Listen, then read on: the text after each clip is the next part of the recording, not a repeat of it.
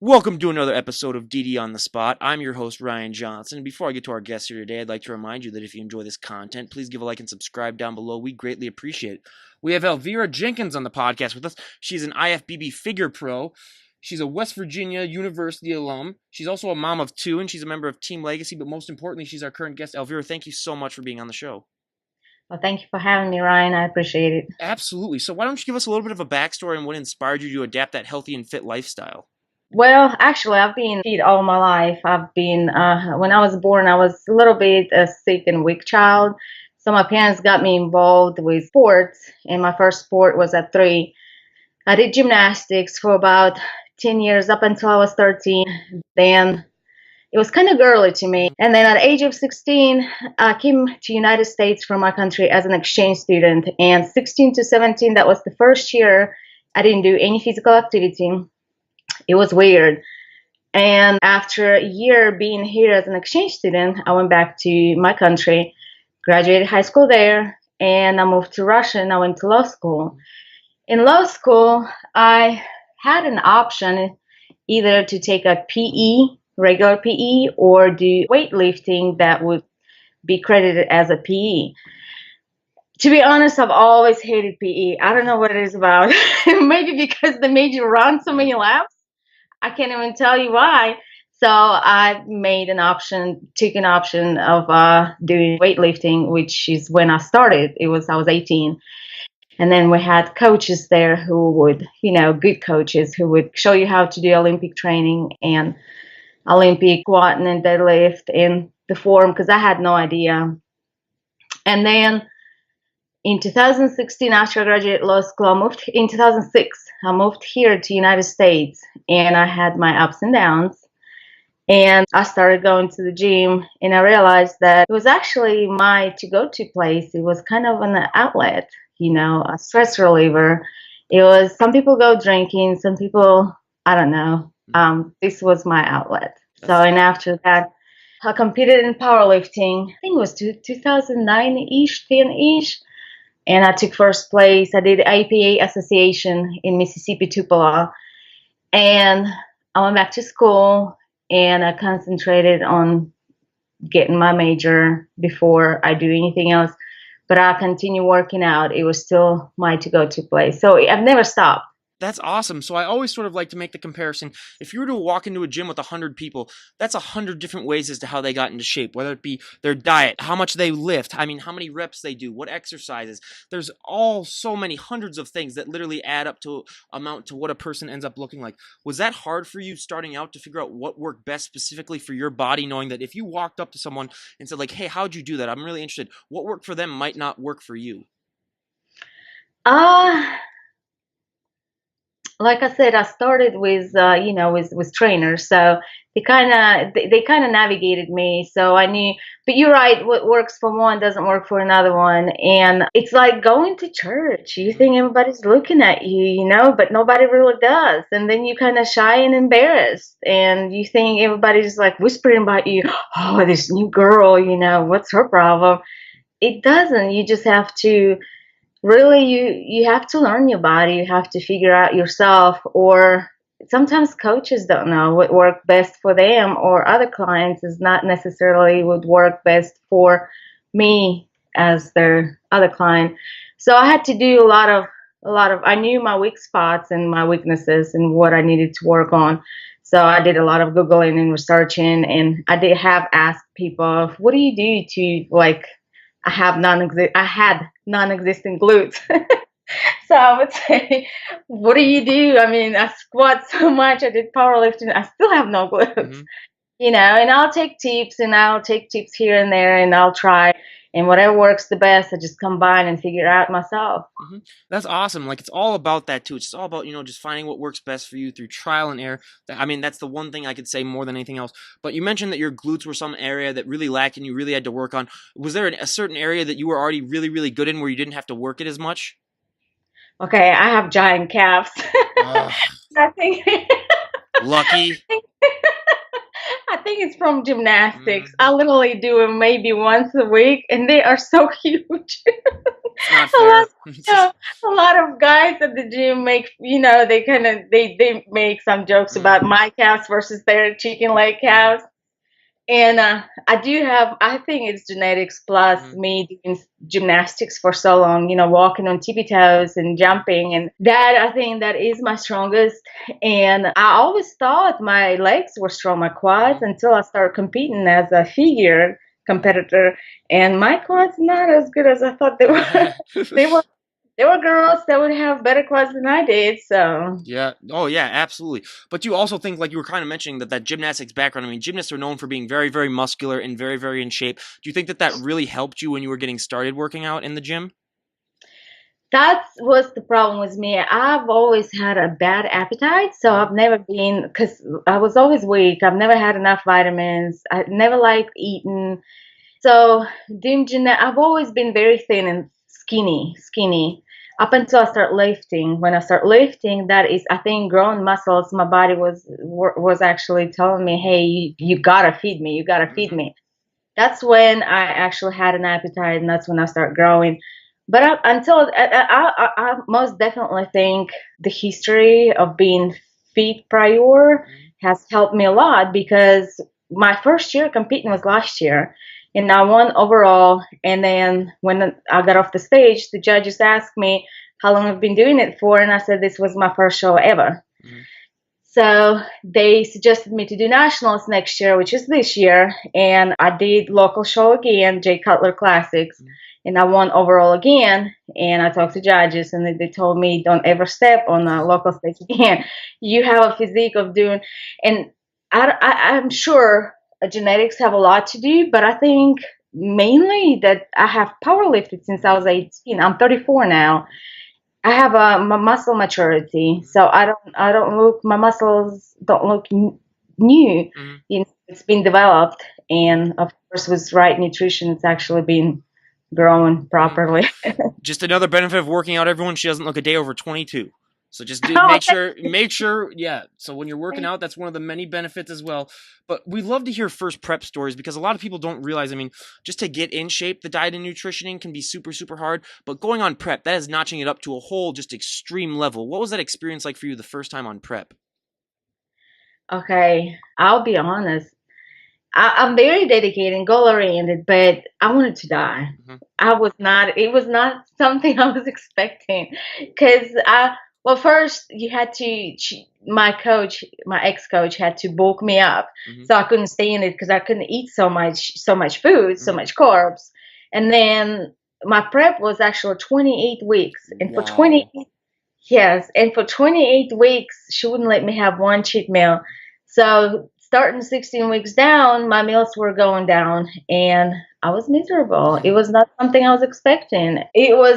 I also realized that it's a bit of a selfish sport, because I had to sacrifice the time with the kids. Mhm, Couldn't, go out with them anymore, because there were times where I could smell from a mile away what my neighbors eating, blueberry or whatever.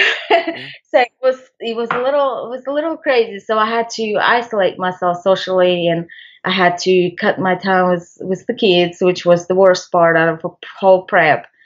But second and third, I was prepared, and I was better. Yeah, I mean, people just don't realize the sacrifice that goes into it and all the time away Yes. and just the nutrition. I mean, it's so huge. But if you were to poll the general population, a very, very low singular percentage probably would be willing to go up on stage and basically show off in a bikini. And I mean, it takes a lot of courage and a lot of, dedication. Was that something that you had to sort of build up? Because you said before we did this podcast that you can be very sometimes shy. Was that a very hard thing for you to sort of work up to being able to walk up on stage, or was it one of those things where you're just like, hey, I work my butt off and I'm just going to show it off? So here's the thing. I am very preserved, and my circle of my friends is about this little. Mm-hmm. And so, yeah, I'm not really a social person. I don't go like going out to the bars, Mm-hmm. whatever. But being on stage, I don't know what happens to Mm-hmm. me. I think the adrenaline rush, it Mm-hmm. just kicks in. I always knew I wanted to do it. I always knew I wanted to get on stage. It's been my dream, but I knew I had to finish my education, because being a lawyer was not what I want to do. So I wanted to do something different. I went to school for a completely different major. And I was a single mom for about 8 years, raising my firstborn. And so I was a full-time student and I had to work nights and then come back in the morning, drop her off at school or daycare, and then go to school, nap a couple hours. So I didn't really have time, but it's been my dream for a long time. So getting on stage, to me, was like, finally, I did it. Mm-hmm. Yeah. Oh, And yeah. Absolutely. And just that. 5 seconds, and I always say you go through hell for 12 or 16 weeks just to look so good for 35 seconds on stage, and it's worth it. Mm-hmm. It's worth it, And so girls do, and when we sit on the backstage, they do get anxious and nervous. I can't wait. I want to get out there. Mm-hmm. This is something I want to show it off. I work my butt for it, like you said. I'm proud of it. That's awesome. So I'm a very pale person myself. I don't know if you can tell, but when it comes to the tan, I've always been interested. What was that like, putting that tan on for the first time and seeing everything pop? Like, we have people see like everything pops. You see muscles that you never even knew that you had. What was that experience like for you? I always say, I wish it would have stayed forever. Yeah, my legs, because I would look at my legs and I say, oh my gosh, I didn't know my legs look so awesome. Or like, I have these abs. Or, absolutely, I love it. And for the next couple of days, I would just usually rinse myself off just to keep it on me to look still, defined. Yeah. It is different, absolutely. Yeah. So what is your go-to post-show meal? What do you like to have most? Believe it or not, I don't have one. Oh, you don't. I know I don't. I have a sweet tooth, so to me, I would probably pick any chocolate or any sweets over any food.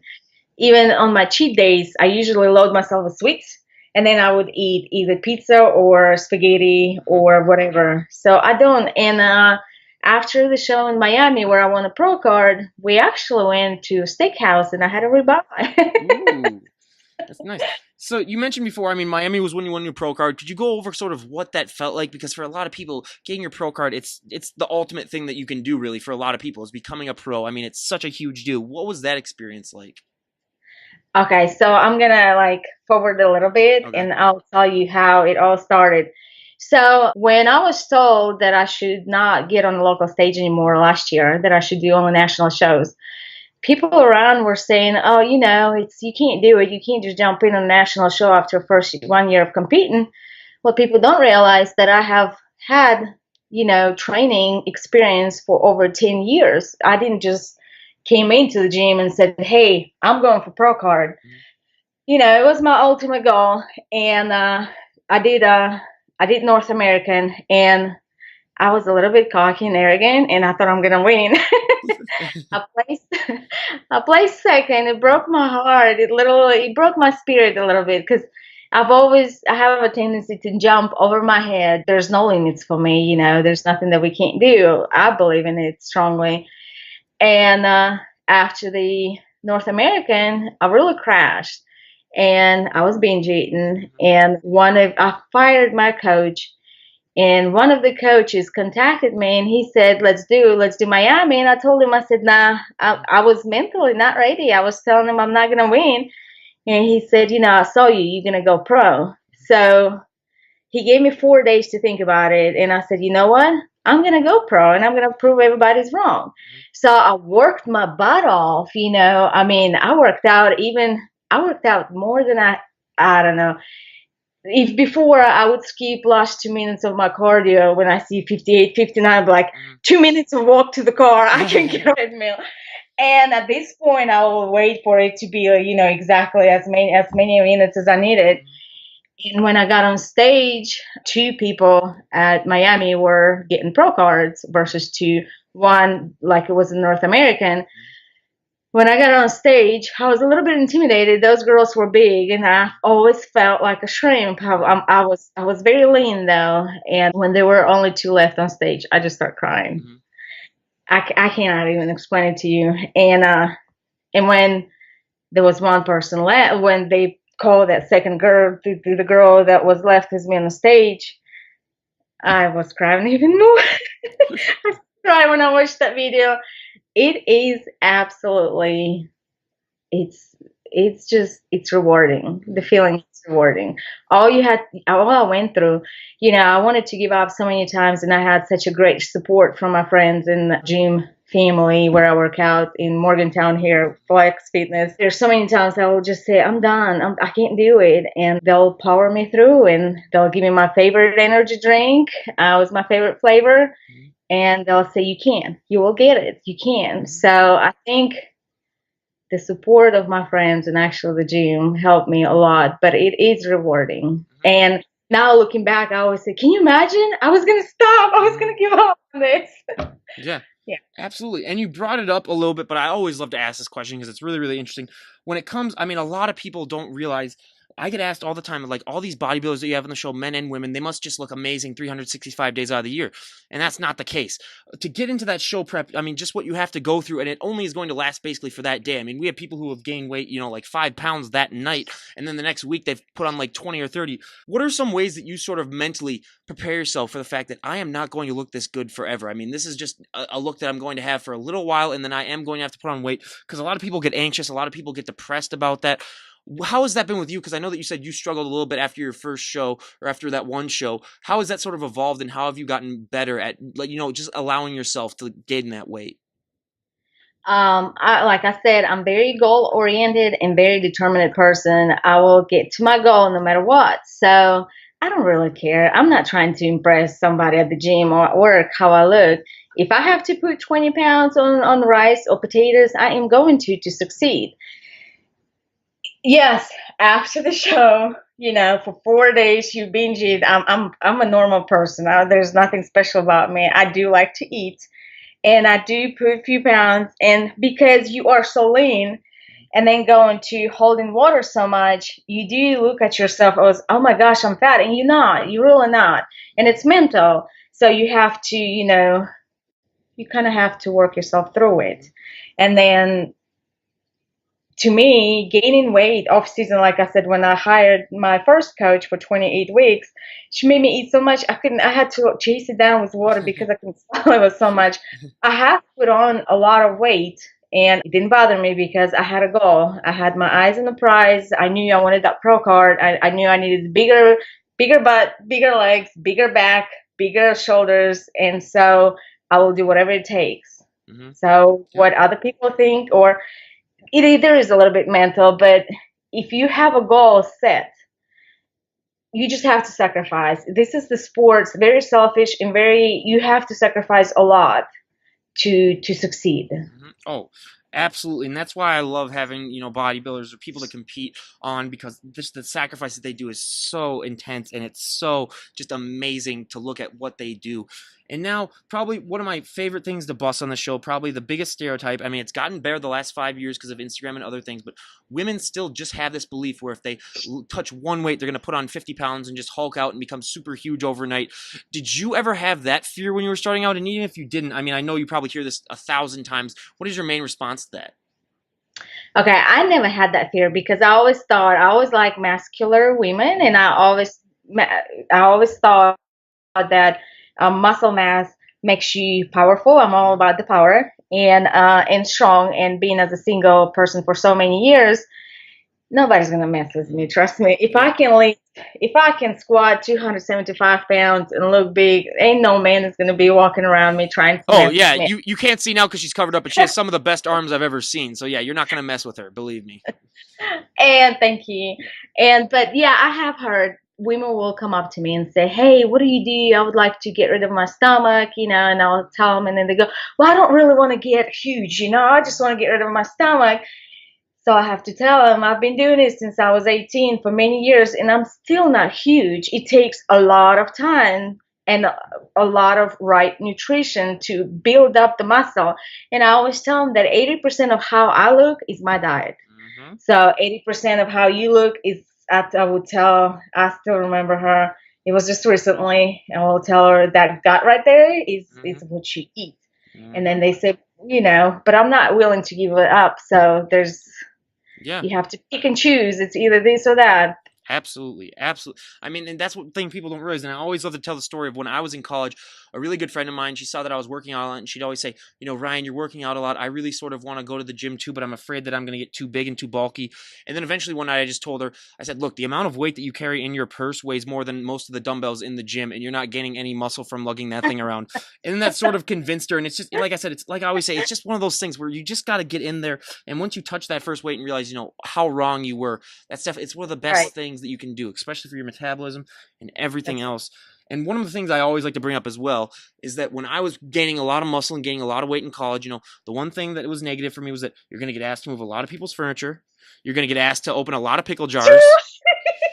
That is true. You're going to get asked to, every time I'm still at home with my parents for the next few months, and every time they come home with groceries, I basically bring in all the groceries. Have you found that that's similar, that because people look at you and they say, oh my God, she looks so great and she's super muscular, that they just assume that you can do favors for them like that?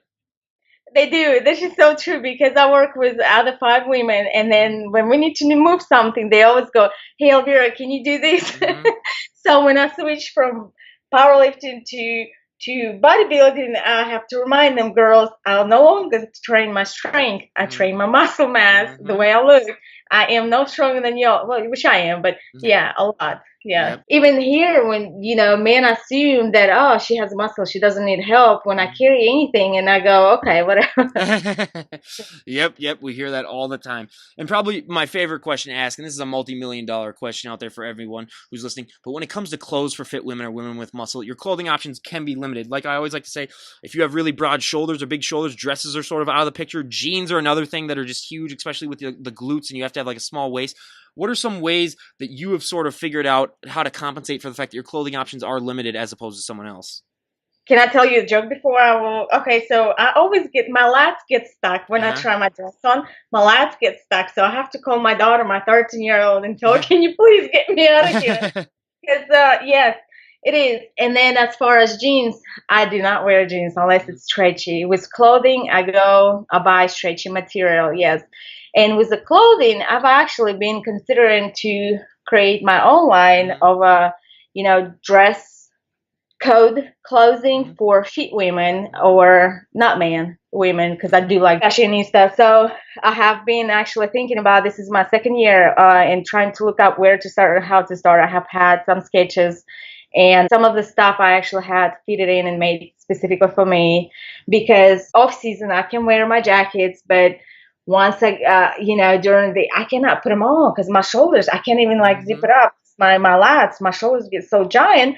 So yes, it is an issue. Yes. Absolutely.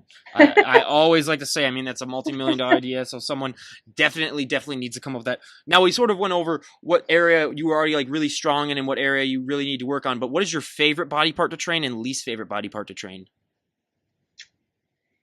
So when I did powerlifting, my favorite part to train were legs, because it would be high and low reps. So high weight and low reps. So when I started doing bodybuilding, it is my least favorite part to train, because it's a high reps now. So it's a lower weight, but you have to go high reps to develop the muscle. So it's my least favorite, but I try to tell every time I work out, I always say, I love legs. I love doing legs. I love doing my legs. And I like shoulders and back. Yeah, those are really, really good ones too. It's just one of those things where it does change over after you go from powerlifting. But now here's the time where you really embarrass us. What were your best lifts when you were powerlifting for all the major lifts? So I was 110, and I squatted 325, and I deadlifted 275. Jesus. Now I cannot do that right now. Well, yeah, I know, but still, what was your bench? 45. What is that? 135. Wow. Yeah. My upper body was the weakest. I've never succeeded with bench, and believe me, there were girls that lifted more than that. Yeah. Oh yeah, absolutely. But yeah, still, anytime you can bench press more than your body weight, that's super, super impressive. That's what I always say. And now, being a gymnast, I always have to ask, how many pull-ups can you do? Because I have all these gymnast friends, and they can just do like 30 or 40 without even breaking a sweat, because that's all that they do. So is that something that you really like to incorporate in your workouts? So I used to, yes. Yep. I used to do narrow grade pull-ups, no assisted, and I don't know, I would go 15. I don't know. It's been a while. But since I switched, and for a long time, at my first show, they told me I need to work on my lats. I need to kind of, my lats were not wide enough. And one of the advices were try to use assisted pull-up and a wide grip. So ever since then, I've been doing that. So I haven't done really those without the assistant for about 6 months, probably. Oh, wow. Yeah, asking a gymnast to do assisted pull-ups is just crazy. I mean, it's like, that's all. I mean, I have one of my really good friends, and she just embarrasses me every time we try to go to work out together, because it's just like candy for her. It's just so easy. It's like no effort at all. She's just repping out like 20 in a row, and I'm just sitting there, and I do like 8 or 10, and I'm just like, okay, this is BS. So yeah, that's why I'd ask, because gymnasts, I mean, that's one of their go-to things. That's probably the thing that they're best in. But now we go to our audience favorite and my personal favorite part of the podcast, a little questionnaire where I'm going to ask Elvera here about a dozen or so health and fitness related questions that I've come up with for most of our health and fitness guests, and see how she stacks up to everyone else. So for our first question, what is your go-to workout song at the moment? You know what? Believe it or not, let me tell you. So it is Immigrant Song by Led Zeppelin. Yep. And The Final Countdown by Europe. Oh my God. At the end, closer to the show, it was like, it's the final countdown. You've got to do it. You've got to do it. Every step of my prep, when I was getting closer, it's getting tougher and tougher. So the music was changing.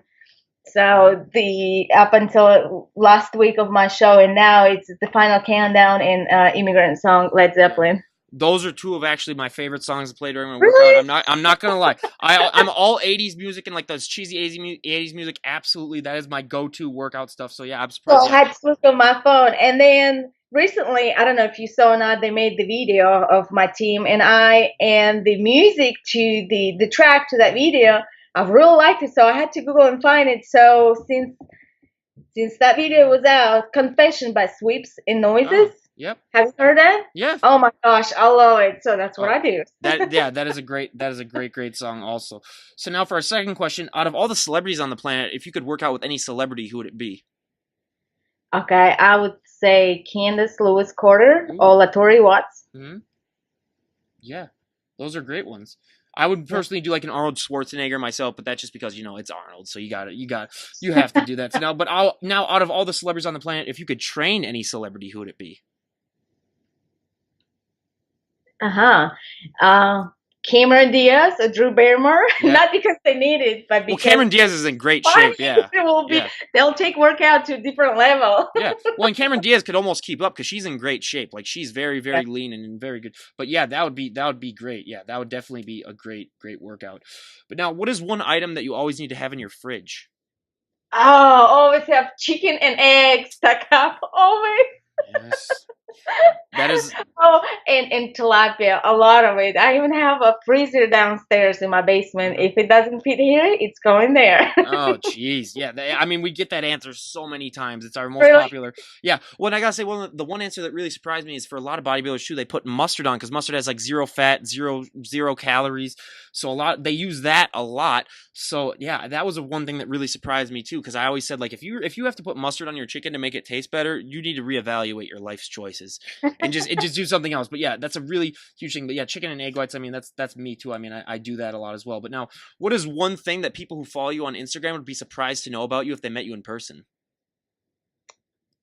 I don't know. Maybe that I graduated musician school for 7 years of school, musician school, and I played piano. I don't know. Maybe that. Yeah.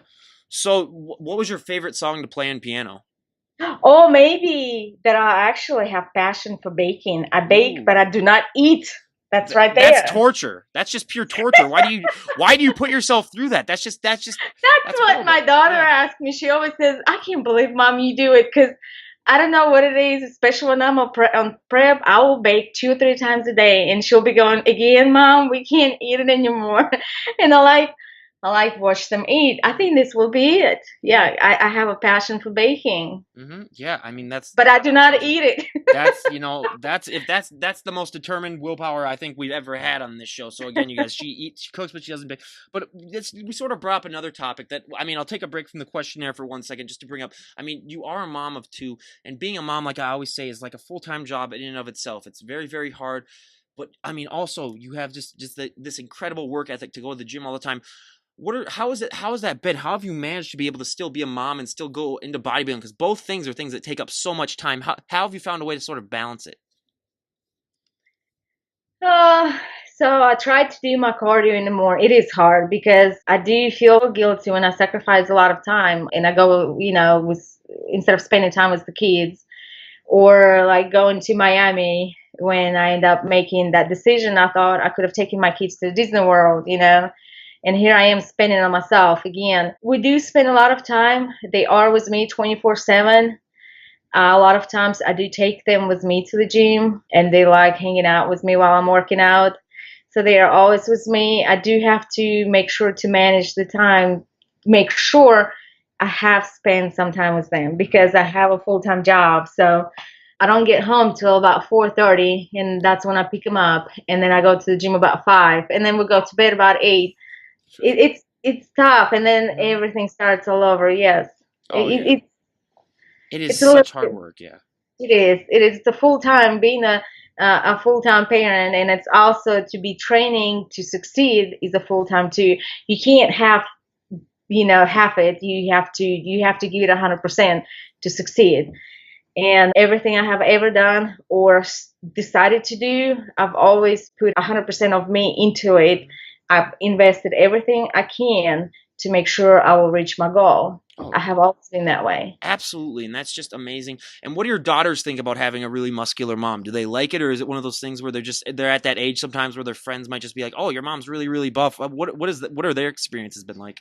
Well, the 13-year-old, she comes home and she says, "Mom, everybody says you're so big." Yeah, Boys at school say your mom is so buff. yeah, Well, I asked her, she goes, "No, I like it," but yeah, she says that she would not like to be that way when yeah, she grows up. So yeah.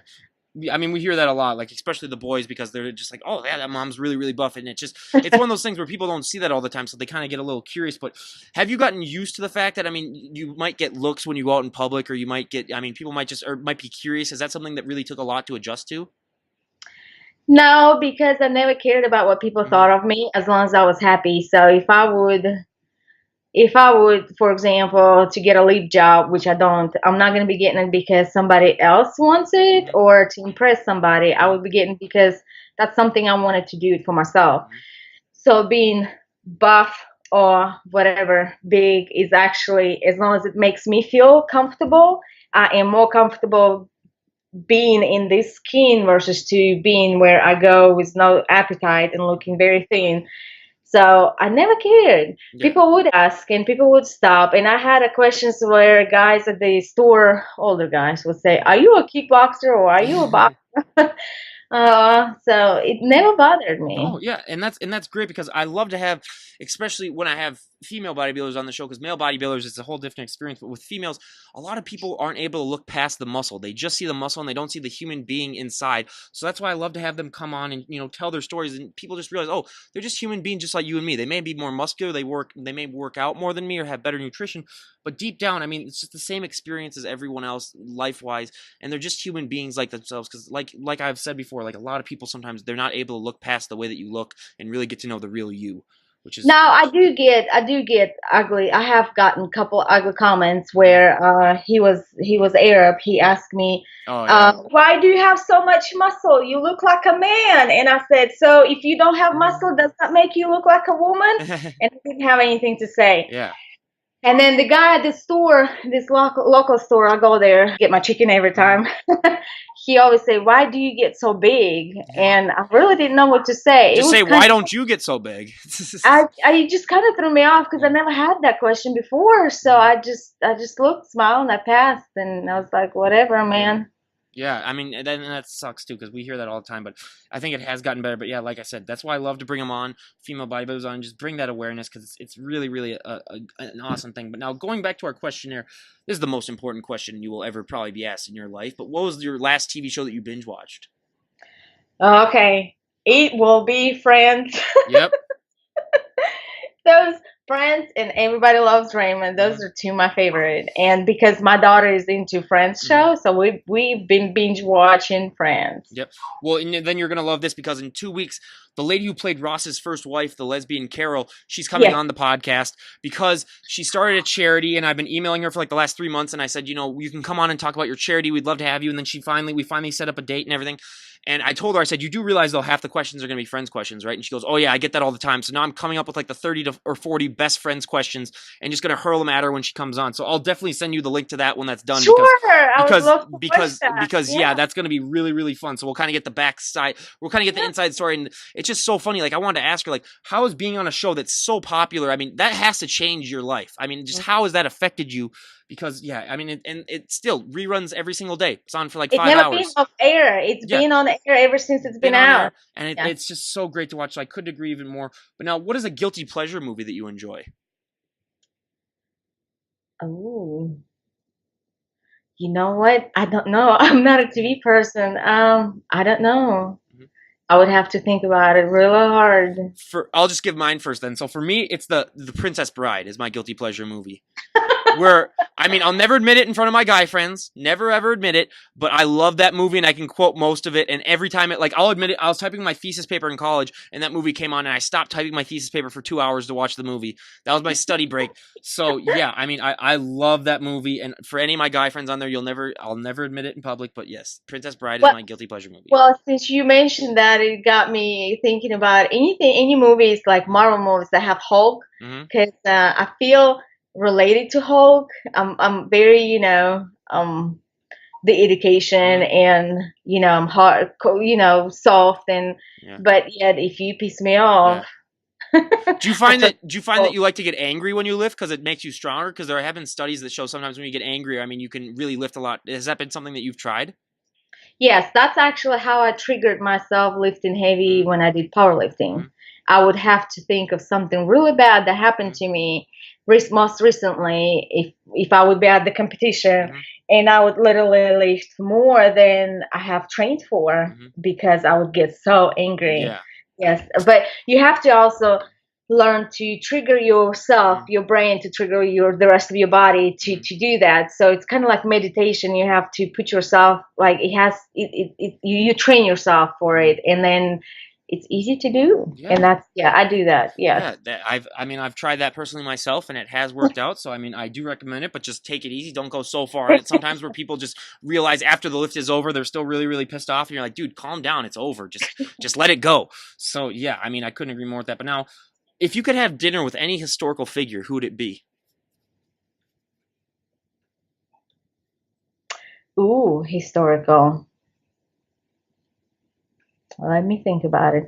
Since I love this country so much, it would be either Lincoln, president, the 5th president, or the 1st president. Washington, yeah. Probably Washington, because he's the one. Yes, Washington is honestly, Washington is my choice that I use every single time, just because. But here's the problem with that though, is that he would probably have the worst breath of all time because he had those whale teeth that he used. Because he lost all of his teeth, and then so I would not. Here's what I would do. It would be like in those movies where there's like that 40-foot long table, and I'd be sitting at one end, and he'd be sitting at the other, and I'd just be like, "Hey, George, tell me about like what it was like back then, but like don't come near me because I don't want to get like sick or anything like that." So yeah, that would be very, very fascinating. And then it's a funny story actually. You said Lincoln, but the Union general during the Civil War, the commander Ulysses S. Grant, who became president a couple of terms after Lincoln, I'm related to him. We did a genealogy thing, and I'm related to Ulysses S. Grant, the Union general during the Civil War. So that's a fun fact that I always like to bring up. So yeah, all those early settlers, that means a lot more to me because like even the people, we just had Thanksgiving, and I'm a direct descendant from someone who was at the first Thanksgiving, one of the Pilgrims too. So I mean, just all that stuff is really, really cool, and I really love. Oh, that's awesome. Yeah, I know. I was really, really, really excited to hear that. I would be too. Yeah. So, what is one thing that you would change about the sport of bodybuilding if you had the all-knowing power to do so? Let's say there's one thing that bothers me a lot, and it happened to me, and then it happened at the Olympics where one of the judges said, well, there was Angelica who was running for the first in bikini, and then there was another one, but because she was a newbie and Angelica been on stage for so long. She's been trying for so long. So basically, they said the new girl had everything it takes to be first, but she's new. So we're gonna go ahead and give it based on veteran status versus to based on the girl who brought a better package. I do not like that. Yep. I wish everybody. I wish I wish they would judge, but it does not matter if the girl that been on stage for 2-3 years is not bringing better package than the new girl. I think the new girl deserved it more. Oh, absolutely. I would change that. Does that answer the question? Oh, absolutely. The politics in it and everything, where they just think, people deserve. It's like the same thing that happens. You see all the times in like the Oscars where a guy's been nominated like 5 times, and they finally give it to him just because they're like, he's been nominated so many times that he needs to sort of get it. So yeah, then that thing goes for bodybuilding too as well. And that's why, I haven't really followed the bodybuilding results until like last year when I was kind of, getting into having guests on my podcast before I launched it in June. But yeah, some of those results, I look at it and I'm like, really? That person won over that person? But I always like to say, I hope the future for bodybuilding is like where they have judges where all it will be is that you'll get your body scanned, and then a computer will determine like what's the most proportionate muscular body, and then like based on those results, awesome. then based on those results, based on those results, they'll come up with it. So if anyone wants to make that idea happen, I highly recommend it. Where you just have your competitors like stand in a little booth, and then you can have them like do poses and stuff like that to make sure that like they know what they're doing. But then also they get like their body scan, like, oh, this person is the most proportionate, most muscular. Yeah, that's right. Absolutely. That would be awesome. Yeah. Like anyone out there, if that happens in the future, you heard it first here. That's what's going to happen. So now, if you could go back in time and talk to the 18-year-old version of yourself, what would be the best piece of advice you would give her? Oh, there will be a lot. I don't think I want to bring them up because I feel like I wasted a lot of my years just running around, not getting my head straight, or graduate law school and go, well, screw it, I don't want to do it. And sometimes I regret because I'm like, oh my gosh, I would have been comfortable a long time ago, and not, and just the decisions, a lot of decisions. I don't even want to even go into it. Yeah, no problem. I didn't know what I want to do. I was not goal oriented. I was the youngest, and I think the problem is because I was the youngest child, and because I was, kind of weak. Every decision was made for me. I was dressed up. They picked out what to wear. They told me what to do, how to act. I think my personality didn't develop until I actually moved to United States, and I knew no one here. I moved here by myself, and I had to start all over. I had to grow all over, and I think that's when I actually matured and gained some wisdom. And every time I look back, I go, oh my gosh, what an idiot. Yeah. And I always like to know, like, what was that? Because like you said, you spent a great majority of your life sort of weak and not, big and, kind of frail, like you were saying. And then you went to become like muscular and in really good shape. How has your mind sort of adjusted to that? Because like I always like to say, if you were that old, if for that many years you identify as like a skinnier person or whatever, that can be ingrained in your head as like always thinking like, I'm a skinny person. Was that a hard adjustment for you when you did start putting on muscle to just sort of realize like, hey, I'm not skinny anymore. I'm actually in really good shape. How has that been for you? I've gained more confidence. I was making less mistakes as far as personal life and relationships. I knew that I was worth more, and I knew that I shouldn't be settling down. My confidence was going up and up, and I think it actually benefited me. That's a huge thing too that a lot of people don't realize. You get better confidence, you get more courage to do stuff. So that's just another huge benefit. Now, you're originally from Russia, is that right? It's Turkmenistan. It's used to be part of. Used to be Soviet Union, yeah. But yeah.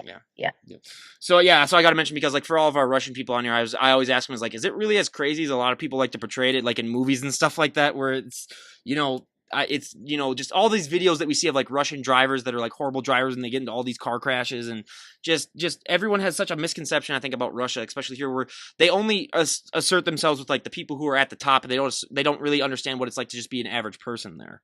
So yeah, that's something I really, really like. I will tell you this though, when I went back home in 2011 to visit my parents, it was in Turkmenistan, and my dad has a dream. My dream car is BMW X50, the SUV.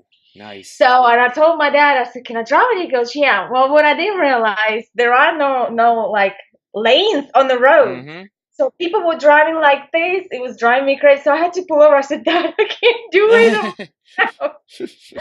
Oh yeah, I mean, I've watched some of those videos, and it's just absolutely insane.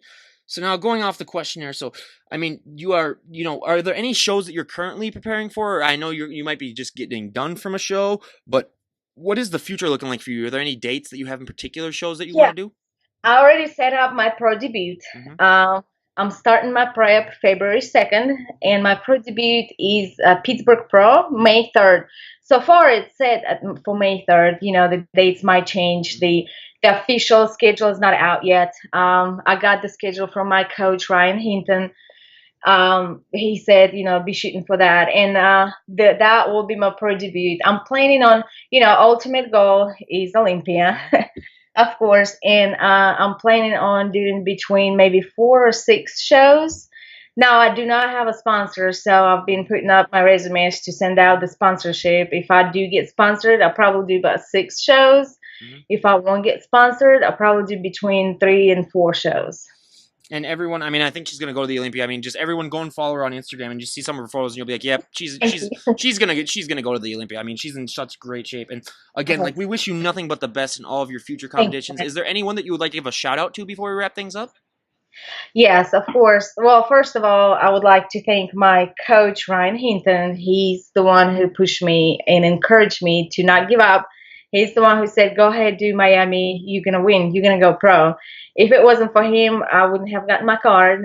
And of course, my friends, for supporting me at the gym, at home, texting. And there were times I literally, okay, I don't want to sound so weak, and I'm not a weak person, but like last weeks of prep, and I've been on prep for 6 months because of that. I will literally sat at the gym, put my head down, and my tears will just come out of I mean, I'll be saying, why am I doing this to myself? And Brad and Jen and Paulette and Ben, those are really close friends. And also, of course, my kids. My daughter kept saying, "Mama, you have 3 more weeks. You can do it. You're so strong, Mama. You are a superwoman. You know you can do it." Yep. And the gym I go to, it's so crazy. I have raged so many times there because they wouldn't have my favorite flavored energy drink at the vending machine. So what they would do, they'll actually stack up in the office and keep there. So when I come in, they'll be like, "Elvira, we got you bang in the office." Okay. So yeah, it's just overall, and my coworkers, of course. Overall, I had support from everyone around, and like my supervisor at work, she's the one who will, Jamie. They pushed me. So if it doesn't take, it's not one person. It's you have to have a support, and then also for recovery, like post show, it's kind of hard. And I've been off the wagon several times because you want to eat. You just and you have to, you have to retain self control. And me and my teammates, Christine, she did bikini in Miami, and we've been talking each other through it. And I realized I'm not the only one. She has the same struggles. So yeah, thank to all those people, and it just support is amazing. Yeah. Amazing support. Yeah. And it's legacy team. I was laying with my feet up, propped up, and I was cramping, and I will text them and I say, "I'm out of water." And, Jasmine will run and get me 2 gallons of water and bring it back to my room, and it's amazing support. I mean, it really is awesome. And everyone, go check her out. I'll leave all of her Instagram stuff down below. And like I said, you were such a great guest. I mean, it's such an inspiring story. We really appreciate you coming on. And like I said, we wish you nothing but the best. Definitely keep us posted. We want to see you at the Olympia. So maybe we'll have you back on again when you're prepping for the Olympia. That would be really cool. So yeah, like I said, everyone, follow her down below. I'll leave the links. And any sponsors out there, I mean, go and follow her. I mean, just take one look at her and you'll be like, okay, yeah, she needs to be sponsored. So everyone, make sure to check her out. And again, this is Ryan Johnson, DD on the spot, signing out. Have a great day, everyone.